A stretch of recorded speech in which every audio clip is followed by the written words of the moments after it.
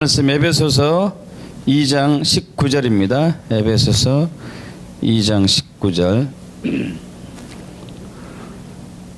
저와 여러분 천천히 한 목소리로 합독합니다. 신약성경 제 성경으로 312쪽 에베소서 2장 19절. 그러므로 이제부터 너희는 외인도 아니요 나그네도 아니요 오직 성도들과 동일한 시민이요 하나님의 권속이라. 아멘. 제가 작년 15년 12월 달에 한 설교 중에서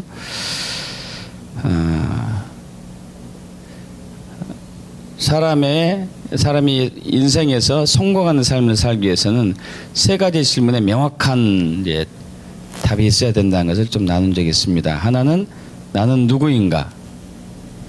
또 하나는 나는 왜 사는가? 또 마지막으로 나는 어디로 가고 있는지. 이 세 부분이 명확해지는 사람은 이제 성공할 수 있다는 것을 나누었고, 그 세 가지 질문 중에서 가장 중요한 것은 역시 나는 누구인가, 나의 정체성, 이것이 풀어져야지만이 나머지 두 개도 풀어진다는 것에 대해서 좀 나눈 적이 있습니다. 그래서 그때 나눴던 것은 나는 하나님의 자녀입니다 나눴습니다. 예수 믿는 사람들은 하나님의 자녀입니다. 믿습니까? 하나님의 자녀죠. 베드로전서 2장 19절에도 마찬가지인데 우리는 그의 택하신 족속이고 왕 같은 제사장이고 그의 거룩한 나라고 그의 소유된 백성이니 이 부분이 나오죠. 예수 믿는 사람들은 이러한 존재들이죠. 참으로 귀하죠. 그런데 저 원수 사탄마귀는 오랫동안 우리가 어떤 존재인지를 자꾸 잊어버리게 하고 잃어버리게 하고 망각하게 하고 기억 상실증에 걸리게 한다는 것에 대해서도 우리 1월달 또 설교에서 나눴습니다.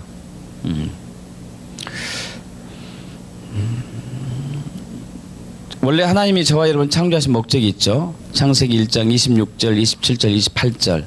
하나님께서 당신의 형상으로 우리를 지으신 목적, 생육하고 번성하고 땅에 충만해서 땅을 정복하고 다스리게 하는 것. 할렐루야. 믿습니까 여러분? 땅을 정복하고 다스리게 하는 것. 근데 우리는 이 땅을 정복하고 다스리는 권세에 기름 부음을 받은 사람들인데 자꾸 이것을 잊어버리고 자꾸 노예의 근성, 종의 근성으로 살아가는 것들이 많이 있죠. 사탄이 자꾸 우리의 것을 뺏어가는 결과거든요. 그래서 우리는 이 기억에서 속히 이 기억이 돌아와야 되는 것을 또 나눈 적이 있습니다. 또 하나 사탄이 자꾸 우리의 정체성을 왜곡시키는 것이 뭐냐면은 우리라는 개념. 우리가 누구인가요? 우리가 누구인가? 오늘 본문 말씀에서 우리라는 어떤 존재죠? 한마디로 하면은 우리는 하나님의 가족이라는 얘기예요. 가족. 이 가족이라는 단어가 뭐죠? 우리 너무 잘 아는 가족이죠. 가족.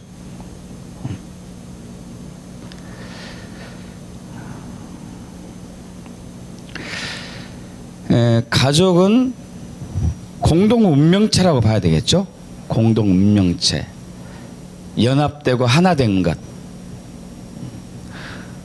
모든 것을 같이 짊어지는 것.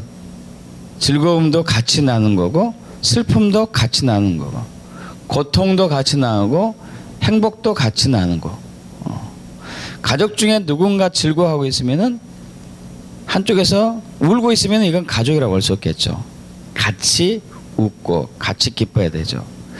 가족에 누군가 아픔으로 고통으로 슬퍼하고 있는데 한쪽에서 웃고 있다면은 이건 또 가족이라고 볼 수 없겠죠.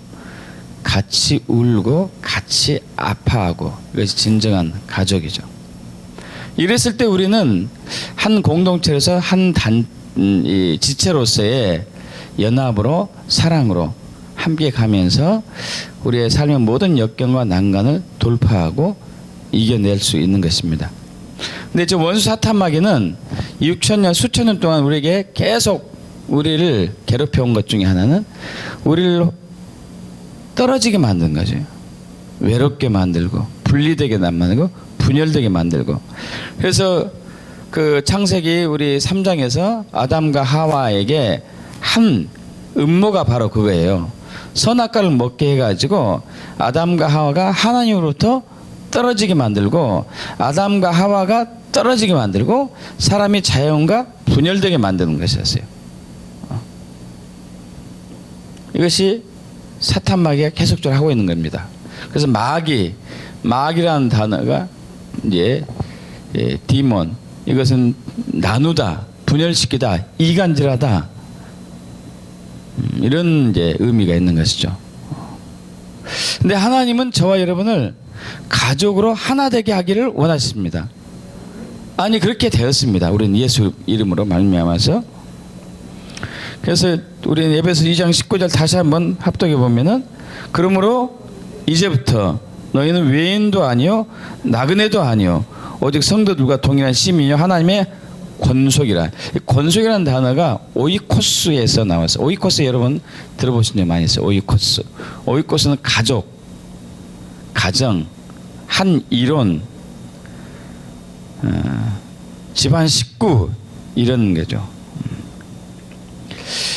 여러분 마태복음 29장 하반절에 보면은 예수님께서 이제 공생의 기간이 접어들어 가지고 여기저기 다니면서 말씀을 전하고 기적을 일으키고 또 치유를 하는 그러한 과정이 있었습니다.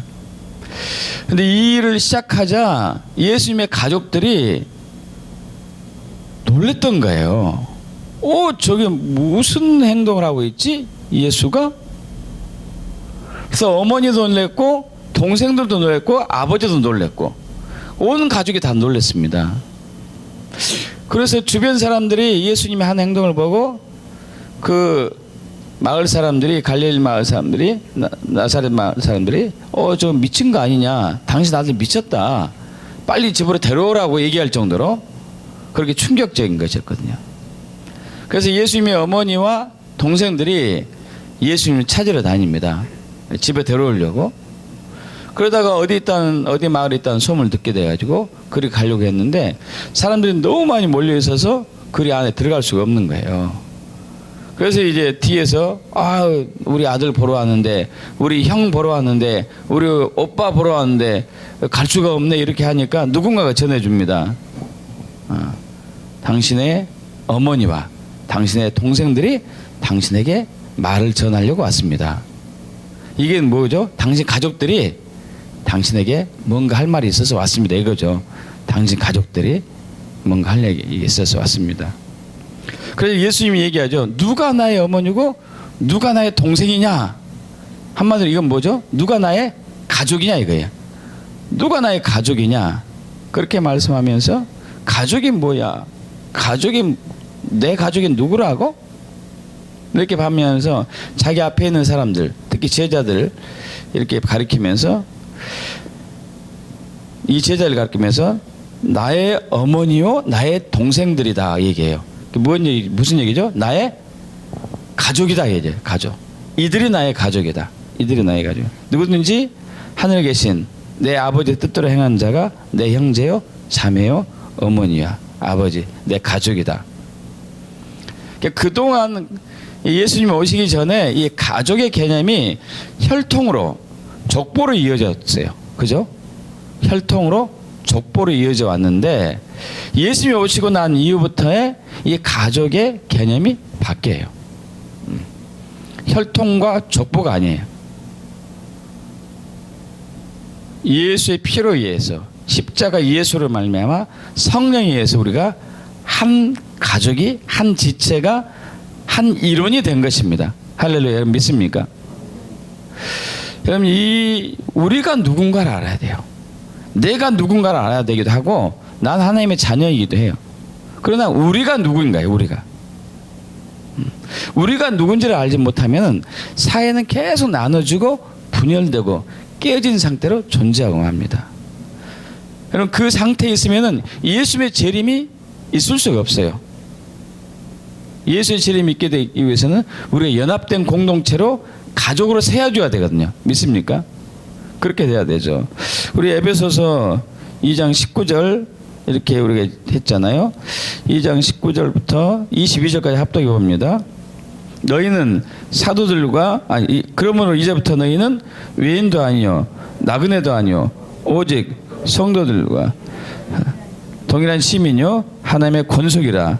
너희는 사도들과 선지자들 터 위에 세우심을 입은 자라. 그리스도 예수께서 친히 모퉁이 돌이 되셨느니라. 그의 안에서 건물마다 서로 연결하여 주 안에 성전이 되어가고 너희도 성령 안에서 하나님이 거하실 초소가 되기 위하여 그래서 예수 안에서 함께 지어져 가느니라. 아멘. 자, 저와 여러분이 한 벽돌 건물로 얘기하면 벽돌 하나죠. 이것이 연결해야지 건물이 완성될 수 있습니다. 벽돌 하나하나가 연결돼야지만이 건물이 완성될 수 있죠. 그래서 21절에 보면 그 안에서 건물마다 서로 연결하여 주 안에 성전이 되어가고, 우리가 벽돌로서 하나가 되었을 때, 한 건물이 되었을 때 주님이 거할 성전, 초소가 된다는 얘기를 하고 있는 것이죠. 우리가 이것을 회복하길 원합니다. 여러분, 이 예수님께서 2000년 전에 이 땅에 오셔가지고 전한 복음이 천국 복음, 하나님 나라 복음이죠. 회개하라, 천국이 가까이 왔느니라. 여러분, 이 천국 복음은 강력한 두 가지의 큰 줄기가 있습니다. 하나는 구원에 관한 것이에요. 예수님이 누군지 예수 그리스도를 주로 영접한 자는 구원받죠. 할렐루야. 지옥에서 이 어둠의 세상에서 하나님 나라로 옮겨지는 것, 이런 놀라운 구원이죠. 그래서 예수님께서 부활 승천하시기 전 마태복음 28장 19절에서 20절, 28절부터 얘기한다면 하늘과 땅의 모든 권세를 내게 주셨으니 그러므로 너희는 가서 모든 족속 모든 민족을 제자 삼아 아버지 아들과 성령 이름으로 세례를 주고 내가 너희에게 분부한 모든 것을 가르쳐 지키게 하라. 볼지어다 내가 세상 끝날까지 너희와 항상 함께 있으리라. 자, 땅까지 이르러 복음을 전하는 거. 우리가 예수 믿고 또 예수 믿은 우리가 땅까지 예수 믿지 않는 영혼들의 복음을 전하는 거. 사도행전 1장 8절도 마찬가지죠. 1장 8절도 오직 성령이 너에게 임하시면 너희가 성령의 권능을 받고 예루살렘과 유대와 온 사마리아와 땅까지 이르러 내 증인이 되리라. 할렐루야. 이건 구원이죠. 구원에 관한 거. 여러분, 그런데 여기하고 똑같이 중요한 또 하나의 이 복음의 핵심적인 중요한 것이 있습니다. 그것은 요한복음 17장이에요. 요한복음 17장. 우리는 그동안 이 기독교 역사 2000년 가운데 마태복음 28장과 사도행전 1장에 집중해 왔어요. 땅까지 이르러 복음을 전하는 거, 구원하게 하는 거. 그런데 여기에 못지않게 중요한 것이 요한복음 17장의 말씀이에요. 우리 요한복음 여기 접어두시고 요한복음 17장으로 가겠습니다. 여러분, 요한복음 13장에서 17장은 어떤 내용이냐면 예수님께서 붙잡히셔가지고 로마 군병들에게 붙잡히셔가지고 십자가에 고난 주고 십자가에 돌아가시 직전에 마가의 다락방에서 제자들과 함께 성만찬 나누면서 한 최후의 고별 설교, 즉 유언 설교입니다. 유언 설교. 예수님이 이 땅에 계신 동안 죽으시기 전에 마지막 했던 고별 설교가 요한복음 13장에서 17장이에요. 굉장히, 여러분, 그러면은 이것은 유언 설교이기 때문에 중요할까요? 중요하지 않을까요? 굉장히 중요하죠. 굉장히 중요해요. 그래서 우리는 마태복음 28장, 사도행전 1장, 이 끝까지 복음을 전하는 것, 땅까지 복음을 전하는 것, 이것과 동시에 요한복음 17장을 같이 들고 가야 돼요. 요한복음 17장 핵심은 이거죠. 17장 1절 보면은 예수께서 이 말씀을 하시고 눈을 들어 하늘 우러러 이르시되 아버지여 때가 이르러 싸우니, 이렇게 합니다. 여기는 무슨 때죠? 예수님께서 십자가를 져야 할 때가 왔습니다. 아주 바로 이제 1시간 혹은 2시간 이후면 예수님께서 붙잡으신 그 시각이거든요. 아주 중요한 순간입니다. 중요한 순간이에요. 그래서 요한복음 17장 3절 잘 아시죠? 합독합니다. 영생은 곧 유일하신 참 하나님과 그의 보내신 예수 그리스도를 아는 것입니다. 할렐루야. 여러분, 영생은 구원은 예수님을 아는 것이에요. 믿는다는 것은 아는 것을 믿는 것이기 때문에. 자, 그러면서 요한복음 7장 11절 합독합니다. 나는 세상에 더 있지 아니하오나 그들은 세상에 있사옵고 나는 아버지께로 가옵나니 거룩하신 아버지여 내게 주신 아버지의 이름으로 그들을 보존하사 우리와 같이 그들도 하나가 되게 하옵소서. 할렐루야. 굉장히 중요한 부분이죠. 여기서 우리란 누구를 얘기하죠? 우리와 같이. 그래서 우리와 같이 누구 얘기죠? 우리와 같이. 우리는 누구예요? 성부, 성자, 성령, 삼일체 하나님. 그럼 삼일체 하나님은 한 분이시잖아요. 한 분. 온전한 한 분이시죠. 세 위가 계시지만 온전한 한 분이십니다. 하나죠. 이 하나된 같이 저들도 우리 예수 믿는 이들도 하나 되게 하옵소서. 할렐루야. 한 가족이 되게 하옵소서. 한 이론이 되게 하옵소서. 굉장히 중요한 부분이죠. 자, 그래서 또 21절로 넘어갑니다. 요한복음 17장 21절 합독하죠. 아버지여 아버지께서 내 안에 내가 아버지 안에 있는 것 같이 그들도 다 하나가 되어 우리 안에 있게 하사 세상으로 아버지께서 나를 보내신 것을 믿게 하옵소서. 22절 23절까지 내게 주신 영광을 내가 그들에게 주었사오니 이는 우리가 하나 된 것 같이 그들도 하나가 되게 하려 함이니이다. 곧 내가 그들 안에 있고 아버지께서 내 안에 계시어 그들로 온전함을 이루어 하나가 되게 하려 함은 아버지께서 나를 보내신 것과 또 나를 사랑하신 것이 그들도 사랑하신 것을 세상으로 알게 하려 함이로소이다. 할렐루야. 하나가 되는 것, 한 몸 되는 것, 한 지체 되는 것, 한 가족 되는 것, 한 이론이 되는 것. 이건 굉장히 중요한, 이 구원 못지않게 굉장히 중요한 부분이죠. 근데 우리는 이걸 많이 놓치고 살아왔고 잊어버리고 살아왔고 잃어버리고 살아왔습니다. 상대적으로 소홀히 했어요. 상대적으로. 우리는 아까 이제 에베소서 2장 19절 우리는 하나님 나라의 한 가족이다. 킹덤 패밀리죠. 킹덤 패밀리. 그래서 에베소 2장 15절로 다시 한번 넘어가 보겠습니다. 에베소 2장 15절 18절 19절까지 가겠습니다. 19절까지 법정으로 된 계명의 율법을 폐하셨으니 이는 이 둘로 자기 안에서 한 세 사람을 지어 화평하게 하시고 하나 되게 하시고 또 십자가로 이 둘을 한 몸으로 하나님과 화목되게 하려 하심이라. 원수된 것을 십자가로 소멸하시고 또 오셔서 먼 데 있는 너희에게 평안을 전하시고 가까운 데 있는 자들에게 평안을 전하셨으니 이는 그로 말미암아 우리들이 한 성령 안에서 아버지께 나아감을 얻게 하려 하심이라. 그러므로 이제부터 너희는 외인도 아니요 나그네도 아니요 오직 성도들과 동일한 시민이요 하나님의 권속이라. 자, 여기에서 이 둘을 하나 되게 화평하게 한다는 얘기는 이제 이 둘이라는 얘기는 이방인 그리스도인과 유대인 그리스도인을 얘기하죠. 굉장히 크게 하나가 됐다는 얘기예요.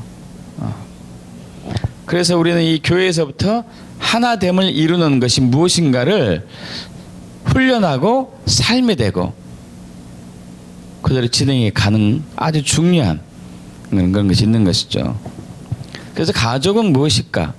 가장 중요한 것은 하나됨이고 연합됨이며 모든 것을 공유하는 것이죠. 아까 말씀드린 것처럼 아픔과 즐거움과 고통과 기쁨, 슬픔 다 연합해서 감당하는 것이죠. 때로는 가족은 내 가족을 살리기 위해서 나를 헌신하고 희생하고 심지어 내 생명도 내어줄 수 있는 것이 가족이라고 볼 수 있겠죠. 그래서 우리는 신문지상이나 미디어상에서 심심치 않게 이런 기사를 봅니다. 어머니가 자기 자녀에게 자기 한쪽 눈을 내어준 거, 아버지가 자기 자식에게 신장 하나를 내어준 거, 또 아들이 아버지에게 간 이식 수술하기 위해서 자기의 간을 떼어서 일부를 내어준 거. 그래서 가족을 건강하게 하는 것. 이것이 참된 이제 가정이라고 할 수 있겠죠. 여러분, 우리가 이 가족으로서 진짜 한 일원으로 되어질 때는요, 어마어마한 역사가 일어납니다. 할렐루야. 믿습니까? 어마어마한 역사가 일어나요. 우리가 한 가족으로 섰을 때 사탄은 우리가 가족으로 서지 못하게 해요. 따로 늘 분리시키고 분열시키고 떨어지게 만들어요.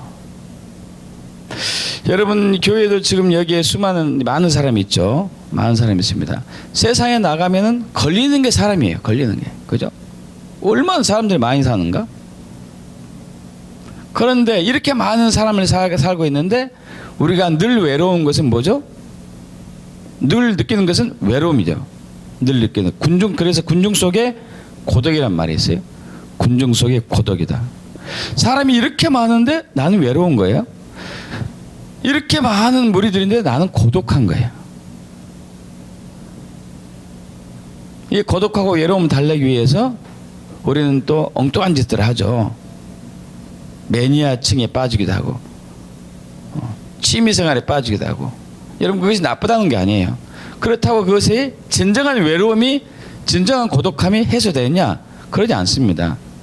진정한 고독함과 외로움이 해소되지 않아요.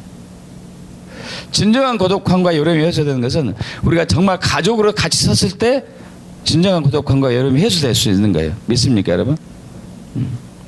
그래서 선진국으로 가면 갈수록 더 자살률이 높아지는 거. 여러분, 우리나라가 자살률이 세계 1위가 됐대요. 이야, 별걸 다 1위 하고 있어요. 별걸 다. 참, 그것은 무엇 때문일까요? 한국은 치열한 경쟁 사회다 보니까 외로움이 더 커요. 외로움이 더 커. 그래서 외롭다 보니까 모든 걸 단절시키는 사회에 살고 있으니까 힘든 거죠. 그래서 나로부터 나를 분리하는 게 자살이거든요. 저는 그 자살을 그렇게 얘기합니다. 사람들로부터 나를 분리하고, 나로부터 나를 분리하고, 나로부터 하나님 분리해내는 거. 이건 진짜 외로운 죽음이죠. 쓸쓸한 죽음이고. 사탄이 이렇게 우리를 몰고 갑니다. 하나님은 아니에요. 하나님 우리가 연합체로, 하나됨으로, 가족으로 세우셨습니다. 할렐루야. 우리가 그래서 이것을 누려야 돼요. 누려야 돼요. 전도서 4장 우리 9절부터 12절에 아주 귀한 말씀이죠. 두 사람이 한 사람보다 나음은 그들의 수고함으로 좋은 상을 받기 때문이다. 한 사람이 누우면 추울 텐데 두 사람이면 따뜻하지 않느냐. 한 사람이 패할 것이고 두 사람이 맞설 수 있나니 삼겹살은 쉽게 끊어지지 않느니라. 할렐루야. 이 연합으로서 굉장히 중요한 부분을 얘기하고 있는 것이죠. 여러분, 우리가 연합된 공동체가 되었을 때, 저와 여러분 하나님이 거하는 성전입니다. 믿습니까? 근데 보세요.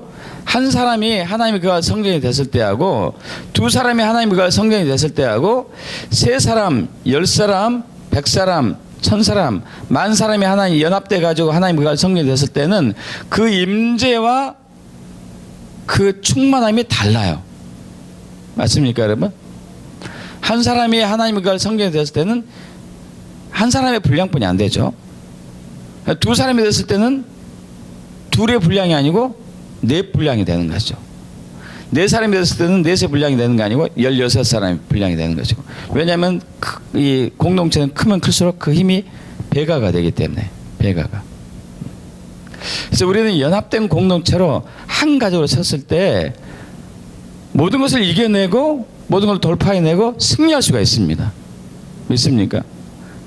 전도할 때도 마찬가지예요. 혼자 전도할 때보다도 두 사람, 세 사람이 연합해서 전도하는 게 훨씬 파워풀하죠. 훨씬 파워풀해요. 우리가 이것을 회복하기를 원합니다. 그래서 극복하기를 원합니다. 어떻게 돼야지 하나님의 가족이 될까요? 어떻게 해야지 하나님의 가족으로서 우리가 삶을 살 수 있을까요?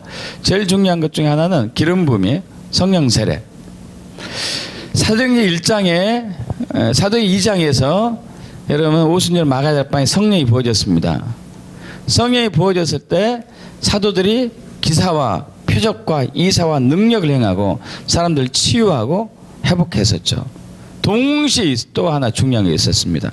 모든 사람들이 함께 모여서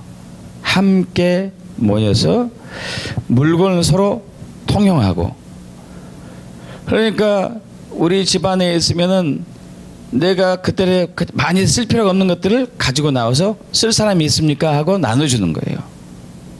그리고 재산을 팔아가지고 사도들의 발 앞에 둬서 사도들이 필요에 따라서 또 나눠줬어요. 이것이 여러분 쉬울까요? 쉽지 않을까요? 정말 어려워요. 사람마다 각 편차가 있어가지고 어떤 사람은 재산이 뭐 수억, 수백억이 있을 수 있고 어떤 사람은 수천만 원 혹은 몇백만 원, 몇십만 원 있을 텐데 다 나눠놓고 다 가져와서 나눈다는 게 쉽지 않잖아요. 성령의 기름부을 받았을 때 이것이 돼요. 할렐루야. 하나님의 기름 부음, 연합됨의 기름 부음, 이것이 우리에게 필요하죠. 저번에 이제 제가 작년 우리 9월에 블레싱 이스라엘 갔었을 때 그 모임을 주관하고 있는 네 분의 목사님을 보고 충격받았다고 말씀드렸습니다. 아, 이분들이 모든 것을 함께하기로 언약을 맺었더라고요. 심지어 빚까지도 함께하기로 언약을 맺었어요. 여러분, 이러기 쉽지 않습니다. 이 사역이, 목회자들 사역이 공동체로서 연합사역으로 갔을 때 정말 힘들어요. 서로 자기가 주도권 가지려고 그러고 자기 목 챙기려고 하는 것이 굉장히 심한데, 아니 당신 빚이 내 빚이다. 와, 여러분 엄청나지 않겠습니까? 할렐루야. 근데 성령의 임함이 이것이 가능해요. 저와 여러분이 성령이 있기 때문에 할 수 있죠. 믿습니까?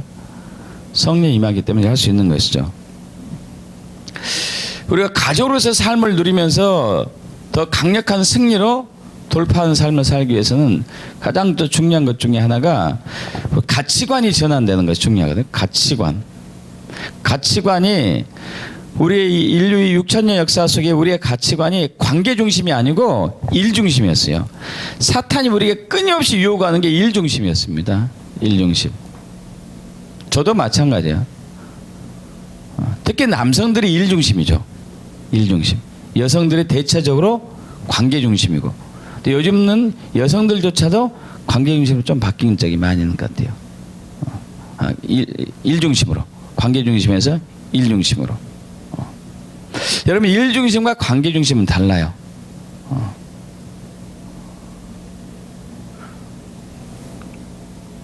창세기 우리 4장에 보면은 아벨과 가인의 제사가 나오죠. 아벨과 가인의 제사. 하나님께서 아벨과 그의 제물은 받으셨지만 가인과 그의 제물은 받지 않으셨습니다. 왜 받지 않았을까요? 가인의 것은. 그리고 아벨 것은 왜 받았을까요? 우리는 어떻게 이해하고 있죠? 대체적으로 이해하는 것은 두 가지예요. 하나는 아벨은 정성으로 드렸고 가인은 정성으로 드리지 않았다, 이렇게 이해하고 있죠. 여러분, 절대 그러지 않습니다. 절대 그러지 않아요. 가인도 엄청난 정성을 들였어요. 엄청난 정성으로. 여러분, 우리가 교회에서 어떤 이제 11조를 한다거나 어떤 이제 희생과 헌신을 했었을 때 정성으로 한 사람과 정성으로 하지 않는 사람의 나중에 마음가짐이 다르다는 것을 우리는 너무 쉽게 알 수 있습니다. 정성으로 하나님께 드렸는데 만약 하나님이 받지 않았다, 그리고 대충 드렸는데 하나님이 받지 않았다, 어느 게 속상합니까, 여러분? 어느 게 힘들죠? 정성으로 했는데 하나님이 받지 않았을 때가 힘들어요. 대충 했는데 안 받았어요. 이거 받으세요, 이거 이렇게 집어 던졌는데 안 받았어. 그러면 이제 뭐 그래, 이 정도로 끝나죠. 근데 정성으로 했는데 안 받았어, 상처받아요. 가인도 마찬가지거든요. 정성으로 했는데 하나님이 안 받았어요. 마음에 상처됐어요. 어느 정도 상처받았을까요? 동생을 죽일 만큼. 그럼 어느 정도 정성이 있다는 얘기예요? 저와 여러분이 비교도 하지 않을 정도로 큰 정성이었어요. 우리는 아벨은 정성으로 드렸고 가인은 정성을 안 드렸다, 이렇게 이해하고 있죠. 여러분 그러지 않습니다. 또 하나 우리는 어떻게 많이 이해하냐면, 대부분 이것은 정말 맞습니다. 이 부분 맞는데, 아벨이 제사 드린 것은 십자가와 성령을 의지한 것. 그러나 가인은 자기 의의를 의지한 것. 이건 맞죠. 왜냐하면 양의 첫 새끼는 예수 그리스도고 그의 기름은 성령님이시니까. 우리가 하나님 예배할 때 무엇과 무엇으로 예배하죠? 영과 진리로. 성령과 진리신 예수 그리스도, 이걸로 가야 되죠. 우리는 우리 의를 힘입어서 우리를 거룩하게 할 수 없습니다. 믿습니까? 오직 십자가 예수만 붙드는 것이죠. 가인은 자기 의를, 자기 열심, 자기 열정을 붙들고 나갔고, 아벨은 십자가를 의지했어요. 이건 신학적으로 맞습니다만은, 근데 또 우리가 반문해 볼 거 있어요. 아니, 그렇다면 아벨은 왜 저렇게 드렸고 가인은 왜 이렇게 드렸냐 이거죠. 누가 가르쳐줬냐 이거예요. 누가 가르쳐줬느냐. 그러지 않습니까? 하나님이 만약 가르쳐줬거나 부모님이 가르쳐줬다면 아벨에게만 가르쳐줬을까요? 아니면 가인과 아벨에게 둘 다 가르쳐줬을까요? 둘 다 가르쳐줬어야 되겠죠. 그죠? 한 사람은 가르쳐줬는데 한 사람은 가르쳐주지 않고 너는 왜 틀리게 하냐, 그리고 책망하면 그건 말이 안 되죠. 공평하신 하나님이 아니죠. 그래서 그것이 십자가 성령님으로 드렸기 때문에 받는다, 이것은 신학적으로는 맞지만은 아벨과 가인 당사자에게는 공평하지 않기 때문에 이것도 답이 될 수 없다고, 답이 정확한 답이 아니다고 봐요. 저는 이렇게 봐요. 아벨은 관계 중심으로 드렸고 가인은 일 중심으로 드렸고. 그게 무슨 얘기냐면은, 아벨이 드린 것은 하나님과 나와의 관계의 목적이 있어요. 여러분 주님을 예배하러 올 때, 예물 드릴 때, 11조를 하든지 감사헌금을 할 때, 그리고 교회에서 봉사하고 헌신할 때, 혹은 금식하면서, 혹은 기도할 때, 그리고 전도할 때, 이러한 이 종교적인 행위들이 하나님과 관계의 목적이지 않고 일 중심으로서, 내가 이만큼 헌신하고 이만큼 수고했으니까 주여 나에게 복을 주시옵소서, 나에게 은혜를 주시옵소서 한다면 이것은 가인의 예배예요. 가인의 제물이고.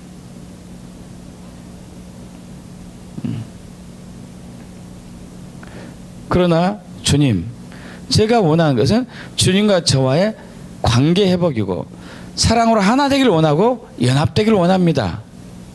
이것은 아벨의 예배고 아벨의 제물이죠. 근데 사탄은 저와 여러분을 오랫동안 일 중심으로 만들어요. 일 중심으로. 관계 중심이 아니라. 우리는 관계 중심으로 우리의 삶이 바뀌어져야 돼요. 관계 중심으로. 여러분 일 중심으로 바뀌면은 우리는 치열한 경쟁사에서 경쟁할 수밖에 없습니다. 누가 일을 잘하느냐, 누가 능력이 있으냐, 누가 똑똑하냐, 이거지 않아요. 결국 그러지 않습니까?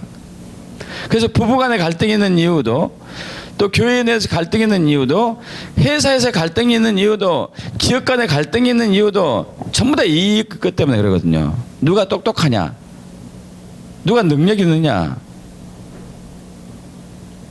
이거잖아요. 결국 이거. 여기서 도태되는 사람은 모든 걸 다 빼앗겨 버리고 외롭게 쓸쓸하게 살아가는 수밖에 없고. 사탄은 이걸 노리는 것이죠. 사탄은 이걸 노려요. 이것이 우리의 삶에 얼마나 깊이 들어왔냐면, 우리 자녀들 교육할 때도 마찬가지죠. 자녀들 교육할 때도 자녀들이 공부를 이렇게 하는데, 여러분 그 정철 집사님 얘가 셋이잖아요. 세 자녀가 있는데 계속 낳기를 축복합니다. 근데 그 예림이가 늘 예를 든 거예요. 80점 맞았는데 어느 날 100점 맞았어요. 100점. 올 100을 맞아왔어요. 그럼 어떻게 하죠? 어떻게 합니까? 야, 예림이 잘했다. 훌륭하네. 뭐 해줄까? 뭐 먹고 싶어? 뭐 사줄까? 다음부터 또 그렇게 잘해야 돼? 여러분, 이것이 일중심적인 칭찬이죠. 일중심적인. 지혜로운 칭찬은 다르죠. 지혜로운 칭찬은. 예림아, 너 정말 잘했다. 정말 수고 많았다. 자, 이렇게 하면서 더 깊이 들어가야 되죠. 그런데 네가 이렇게 잘하고 이렇게 훌륭한 점수를 받은 것은 너가 먹고 싶은 거 있어도 덜 먹고, 보고 싶은 거 있어도 안 보고, 놀고 싶은 거 있어도 참았기 때문에, 인내했기 때문에, 성실하게 공부했기 때문에 그 결과 너는 잘 맞은 것이다. 무엇을 칭찬한 거죠? 예림이의 성품을 칭찬한 거죠. 성품. 지혜로운 부모가 되려면은 성품을 칭찬해야 돼요. 성품. 남편에게도 마찬가지죠. 아내에게도 마찬가지죠. 남편이 열심히 1년, 한 달 동안 일해가지고 돈을 이렇게 월급을 가져왔을 때, 아, 여보, 수고했어요. 고마워요. 딸랑 이 한마디보다도, 여보, 감사해요. 당신이 한 달 동안 정말 어떨 때는 회사 쉬고 싶기도 했지만, 놀고 싶기도 하려고 했지만, 그런 마음이 들었지만은, 그러나 참고, 인내하고, 가정을 위해서 헌신했기 때문에 이것을 우리 가족에 가져올 수 있어서 너무 감사합니다. 이건 뭘 칭찬한 겁니까? 성품을 칭찬한 거죠. 근데 더 깊은 칭찬이 있습니다. 더 놀라운 칭찬이 있죠. 그것은 그 사람 존재 자체예요. 예림으로 다시 돌아가죠. 예림아, 참 잘했다. 100점 맞았어. 훌륭하구나. 두 번째는 네가 이렇게 100점 맞고 500을 맞을 수 있는 이유는 네가 참고 인내하고 성실하게 노력했기 때문에 이 결과를 맞이했다. 앞으로도 그렇게 살아가렴. 그런데 중요한 것은 나는 네가 100점 맞은 것보다도 너 자신 때문에 나는 너로 인해서 내가 너를 기뻐한다. 할렐루야. 어느 게 여러분이 제일 마음에 들습니까? 어느 칭찬을 제일 받기 원하십니까, 여러분은? 1, 2, 3번. 세 번째. 너 자신 때문에, 너란 존재 때문에 네가 내 딸인 게 자랑스러운 거예요. 당신이 나의 남편인 게 자랑스럽고, 당신이 나의 아내인 게 자랑스럽고, 할렐루야. 감사하고. 믿습니까? 이거 관계 중심이죠. 관계 중심. 월급 봉투 갖다 주면, 아이고, 이것뿐이 못 보러 왔어. 이건 뭘로 본 거죠? 일중심으로 본 거예요. 일중심으로.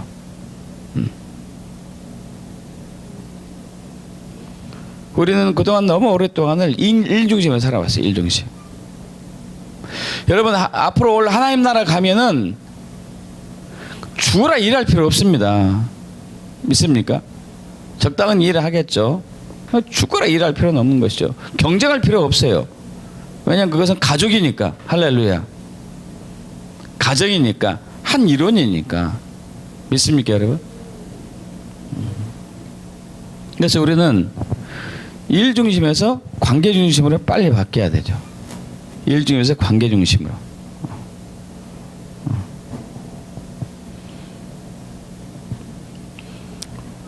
그리고 이 가족은 아주 중요한 게 있는데요.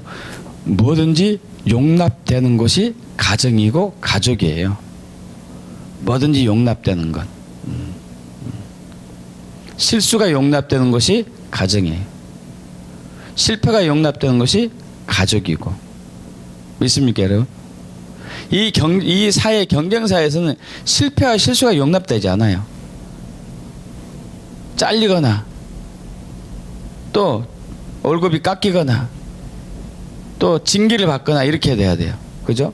그러나 가정에선 그러지 않아요. 실수와 실패가 용납돼야 돼요. 할렐루야. 믿습니까? 우리 누가복음 15장에 보면 세 가지 비유가 나오는데 세 번째 비유가 탕자의 비유예요. 탕자의 비유.